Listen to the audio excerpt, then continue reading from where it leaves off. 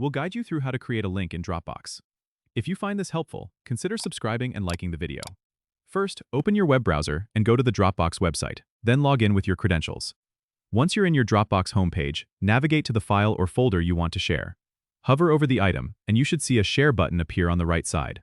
Click on this Share button, and a pop-up window will open. In this window, you'll see an option that says Create Link if one hasn't been created already.